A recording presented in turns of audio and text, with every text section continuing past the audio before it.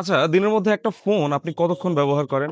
সকালে ঘুম থেকে উঠেই হয়তো সোশ্যাল মিডিয়া চেক করা, একটু গান শোনা, ঠিক তারপরেই বাসা থেকে বের হয়ে যাওয়া। এরপর প্রায় সারাদিন মোবাইলের ডেটা কানেকশন ইউজ করা, YouTube এ ভিডিও দেখা কিংবা ভিডিও কলে কথা বলা, তার সবকিছুই আমাদেরকে দৈনন্দিন জীবনে করতে হয় একটি স্মার্টফোন দিয়ে। আর আমাদের স্মার্টফোনে দৈনন্দিন জীবনের এত কাজ যাতে করতে গিয়ে কখনোই ফোনের চার্জ শেষ না হয়, এর জন্য Xiaomi নিয়ে আসলো Redmi 17। এই ফোনটাতে আছে ৭৫০০ মিলিঅ্যাম্পিয়ার একটা ব্যাটারি। তাই শুধু একদিন না, কিছু ক্ষেত্রে ২ দিনের বেশি আপনি চালাতে পারবেন এই ফোনটা এক চার্জ থেকে। আর এই ম্যাসিভ ব্যাটারিকে চার্জ করার জন্য এই ফোনে থাকছে 45 ওয়াটের একটি টার্বো চার্জার, যেটা দিয়ে আপনি এই ফোনটাকে ৪৫ মিনিটে 50% চার্জ করতে পারবেন। বিলিভ মি অর নট, এই ফোনটাতে একটা হেডফোন জ্যাকও আছে।